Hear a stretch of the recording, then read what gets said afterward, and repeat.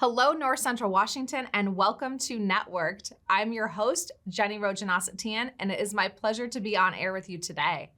If you have not tuned into our show before, this is a variety program hosted by our nonprofit, NCW Tech Alliance. NCW Tech Alliance is a 501c3 passionate about connecting people and technology resources to ensure rural communities are not left behind as technology accelerates.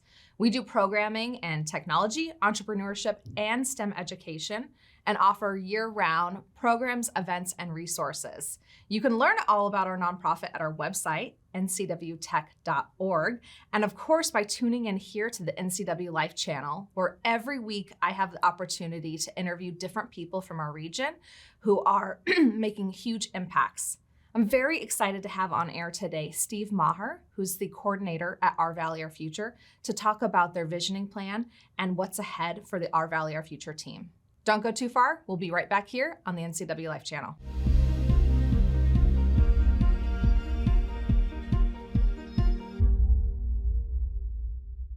And welcome back to Networked. I'm your host, Jenny Rojanasatian, and I am on air with our guest today, Steve Maher for Our Valley, Our Future. Welcome. Thank you. I'm very happy to be here. I can't believe you've not been on the show.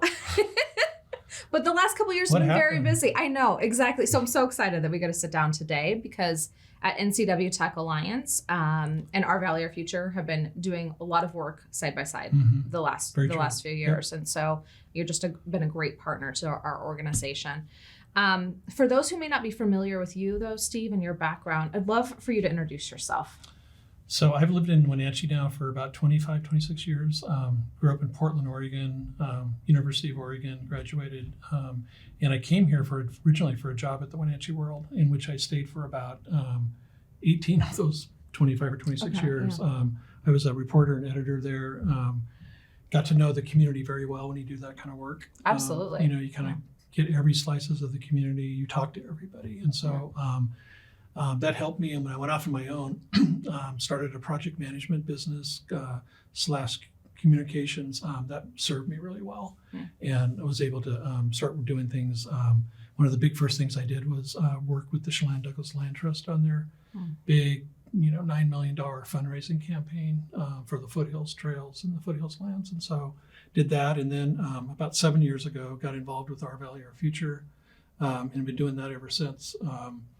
And then I've got Run Wenatchee, I've got Art on the Avenues, I've got, I serve on the Visit Chelan County board now. And so I've kind of a lot of different places. I was going to say, you've worn a lot of hats. And I think we first met probably back in 2013, 2014 because of Run Wenatchee. Such an incredible program. For those who may not be familiar, I'd love to give a little plug to Run Wenatchee. What is Run Wenatchee? It's basically a running club, for all intents and purposes. And we do a weekly run club event out of Pybus and races and events. And then we also occasionally do things like where we bring speakers in, to talk about running. So it's a way to bring the running community together. I love that. And it's free. You can just go check down at Pybus and run on the loop. And or check in online. I'll check in online too. Awesome. Really cool. Well, I know we're here to talk about Our Valley, Our Future, so we'll kind of pivot over to that. Our Valley, Our Future has been doing some incredible work in our community since 2015. And you really have been there since the very beginning. If people aren't familiar, though, tell us a little bit about the organization and what is its purpose. It's a really fascinating, our mission, our goals, and what we do. It's we're officially a nonprofit. Okay. We consider ourselves very independent, very much nonpartisan, which I think allows us to do the kind of work we do, which is bringing people together, organizations together to develop a common vision for the future and then to plan for that future. And so our guiding document is this action plan. We have a 5-year action plan, and all of this that is in this action plan, various projects and programs and initiatives, originally came from people here. They told us this is what we need to be better and to improve the quality of life. So that's the main thing we do. But a part of that, we do convening, facilitating, organizing, of course, planning, communicating, data collection, all that kind of is part of this stuff. Yeah. And walking back to the very beginning in 2015, 2016, there was a competition and some grants that kind of helped launch this process, right? Yeah, and it was, officially Our Valley, Our Future got going in 2015.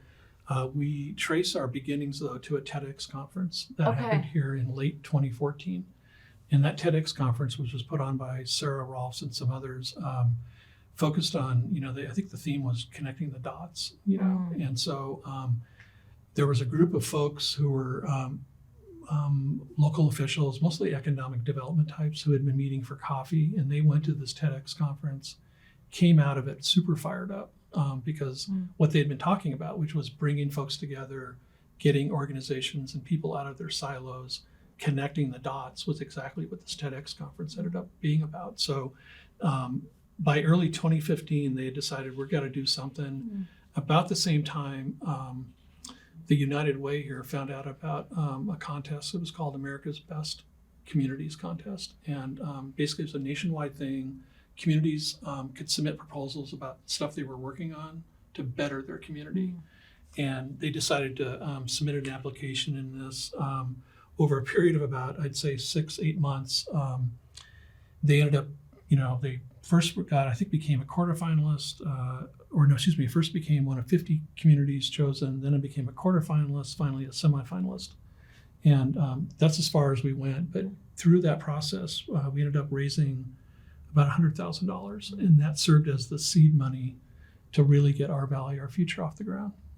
And, like most initiatives, especially born from nonprofit, really usually takes that grant or community support to start to lift.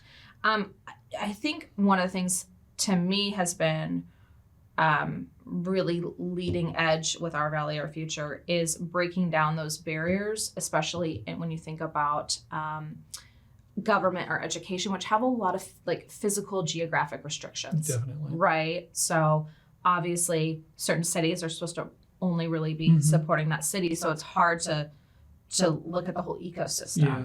And that was, we live in an incredible place.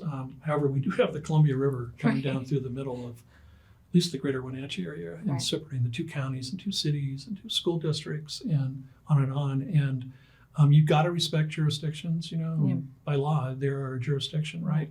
But for all intents and purposes, we are one community. And that's something that Our Valley, Our Future works on really hard, trying to bring folks together, work on these projects. In our new action plan, which just came out, 2 or 3 months ago, when you look at the lead and supporting partners, it's reflected that way. We've got a project or program initiative, and because, again, the river separates these jurisdictions, you've got to have everybody coming together if it's really going to be a regional thing. Well, we function as one community, right? You might live in East Wenatchee and work in Wenatchee. You might be a Wenatchee resident and do all your shopping on the other side. If you're a tourist, you have no idea that these are 2 separate cities and 2 separate government bases. And so having that collective vision for what we want, I think, is so important. And Our Valley was really has been the leader and trying to convene those conversations. And always kind of keep it in front of people. You've got to do that. Because if you're not, people will, I think human nature tendency is to kind of revert back. One of the other things that we did early on is we've developed a planning model that it's interesting because, you've got to have elected officials and community leaders involved. But sort of the secret sauce to what we've done is we talk a lot about going to the grassroots and talking to people here and finding out, with in-depth surveys and focus groups and really figuring out what they, first of all, value, that they want to retain, what they see as, the region's, greatest strengths, greatest weaknesses, challenges, that they personally are facing, but also as their own community. And then to ask them about how do we fix these things, or how do we solve them, or how do we make them better? And then to take that information and really craft the projects and programs around that information. I mean, you've got to have community leaders and elected officials involved because ultimately They're helping make those decisions. Yes. Yeah. They make the decisions ultimately, usually, right? And they also are the ones who've got the funding and, et cetera, and they've got the horsepower to do things. But it's and you got to have that mix. But I think that's one of the things that's really made what we've done successful is that we've gone to the grassroots. Another thing that you've done, I think, really well is reach out to our Latino and Latinx community. Let's talk a little bit about that through the survey work and your initiatives there. Yeah, so we this was prior to the pandemic, of course. We've always been concerned about that because we feel that if we're going to have a plan for the community, it's got to be for everybody, and it's got to be representative of that, and also reflect what they want, right? And so, both in our first action plan and our second action plan, the outreach work we did in both of those. The first one was back in 2015, 2016. We had, and I'm thinking off the top of my head here, but about 23% of those who participate self-identified as Latino. The second time, it rose to about 27%. I don't know of another planning or community effort that has seen such involvement from the Latino community. And as folks go through our action plan, they will see that that's reflected, that we really did talk to folks and really, have things that they're going to make things better. And so it's really important to us. Also on our board, organizationally, we have several Latino community leaders on our board, and that was something else that we did because we need that input, and our board truly needs to reflect the community as well. So it's one of the things I'm really proud of having done that and making sure it happens. I mean, it's a lot of work. It's not easy. Outreach work is hard, and particularly when you're talking to folks, some of them who don't know English. One of the really cool things we did in crafting the new action plan, and this was the help of Parque Petrinos, Teresa Bendito, and some others, was in 2021, I want to say it was about May of 2021, so COVID numbers had gone down. We felt it was safe to kind of gather again, and so we held, we called them focus groups, but we held 3 focus group sessions on 3 consecutive Friday nights outside at Maher Park, and we had about 150 mostly Spanish speakers show up at those, and we had music and we had food, and people would gather on each of those Friday nights, and we'd kind of eat and talk a little bit, and then everybody went and divided into different picnic tables, and we had note takers and we had translators, and it was remarkable. And I thought later, we should have had a film crew because it was amazing, and so that's the kind of stuff we do. Well, kudos to you, because I think, our community has, talking about silos, right? It's been siloed apart. And I know that a lot of nonprofits and leaders have been looking and saying, we don't have enough representation here. When you look at our schools, some of them have over 50% identify as Latinx or Hispanic. And so why aren't it's not reflected in leadership and visioning? And so kudos to you for really leaning in and making that a priority. We'll talk more about priorities. We have to head to a commercial break here. So don't go too far. We'll be back on air with Steve Maher.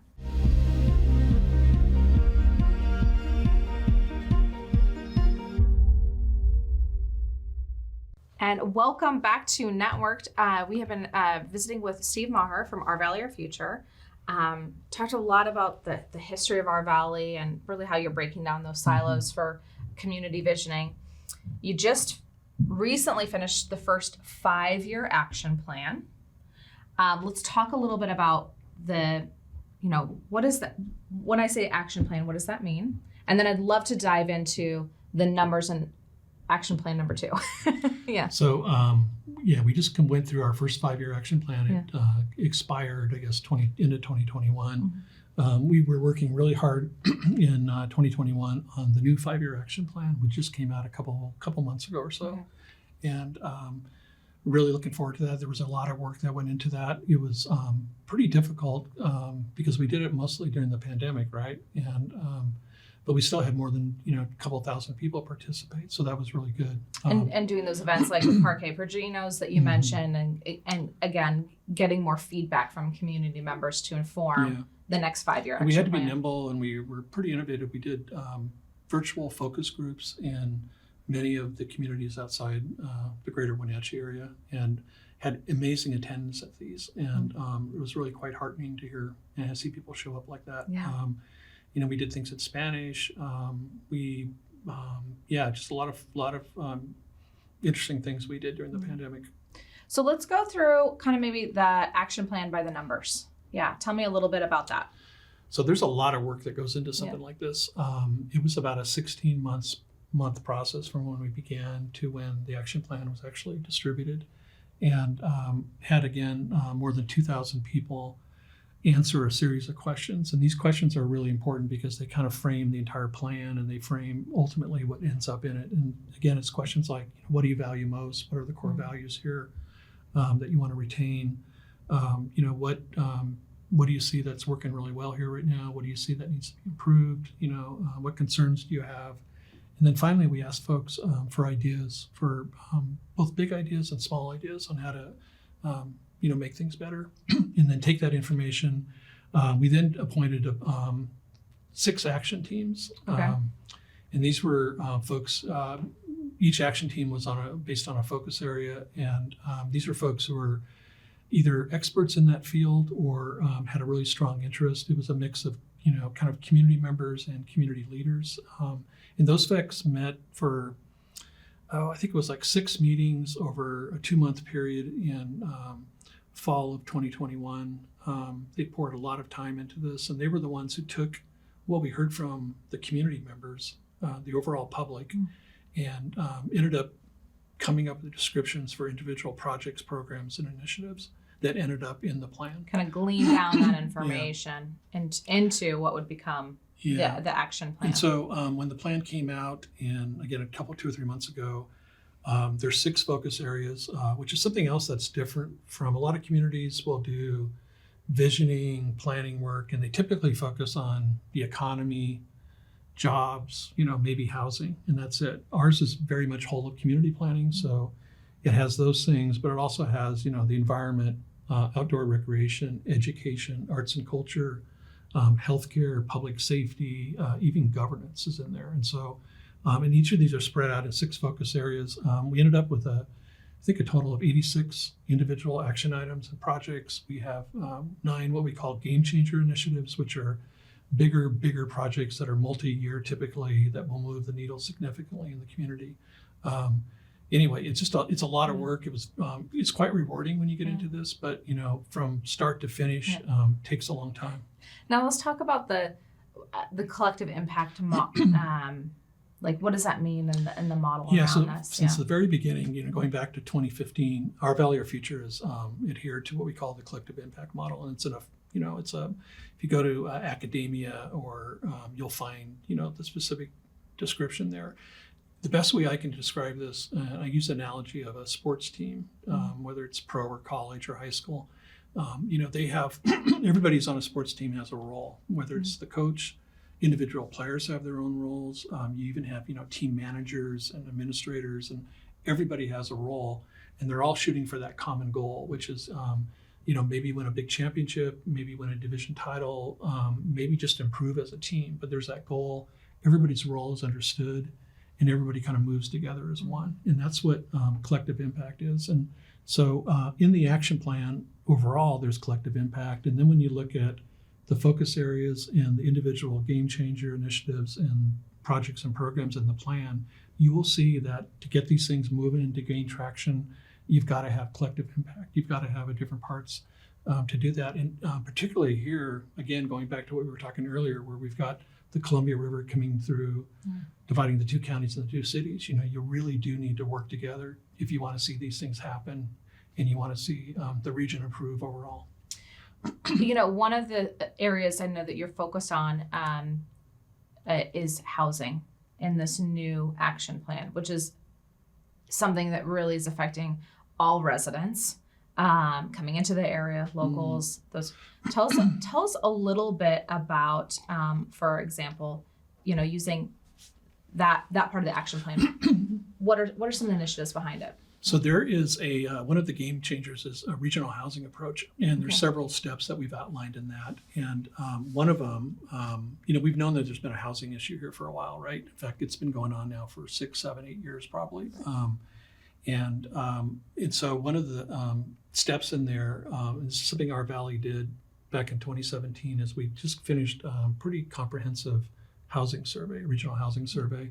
And it goes back to your point earlier of like you've done a lot of data collection, a lot of data collection survey. And again, because we're nonpartisan, independent, nonprofit, we can do a pretty good job at it. And I think also the results are accepted because, again, for those reasons. And we ended up, we had the survey only open for 2 weeks in May of this year.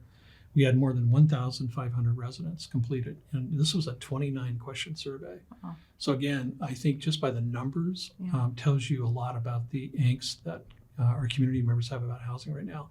And the results were pretty sobering. I think about 90% of the respondents of 1,500, and these were spread across the region, by the way. We had, obviously Wenatchee area had most of them, but we had like 18% of the respondents were from the Upper Valley, and 7% were from the Chelan area. So, but anyway, about 90%, said the fact that we've had a median sale home price increase of 66% over the past 5 years is a problem. Yeah. They see housing as probably the biggest issue that we're facing as a region. 62% of the respondents said that they had considered relocating from their current community at some point over the past 2 years. And considering could be really serious considering, like I'm looking for another place to buy somewhere else, or it could be just the thought enters somebody's mind. But I think that's a huge red flag for our community. 62% of the overall respondents said that. 74% of people between the ages of 18 and 34 said that. And that's even a bigger red flag because, that's our future. Right. And if those folks are considering relocating because they can't afford or even find a place to live, that's a problem. Yeah, we don't want those just entering the workforce, which are so vital for growing jobs in the economy, looking to move outside of the area or not be able to come back home. Yeah. We also, we provided an opportunity for folks to tell their own personal housing story in the survey. And we had about 350 people took the time to write their own personal housing story. I read through all of them, and it really puts a human face on things. And it also shows you how the economy is being impacted here. People in their stories said, I don't have the money to go eat out at a restaurant. I don't have the money to buy some basic goods and services because they're spending, more than 50% of their income on housing, and then we also had business owners telling us, we can't, including big ones like Confluence Health or Columbia Valley Community Health, telling us that we can't fill positions because, we can get people interested, but they can't find a place to live. I want to touch just briefly as we're wrapping down here. This is also part of this resiliency that that's been really important. Tell me briefly about that. So when we did our outreach work in 2021, we heard a lot about resiliency, and this applies to a lot of different things. It isn't just healthcare. It's housing. It's Since 1999, NCW Tech Alliance has served as our regional hub for technology innovation. As a 501c3, their nonprofit mission is to connect people and technology resources to create a thriving community. You can network with the team and guests from today's show by visiting them at www.ncwtech.org.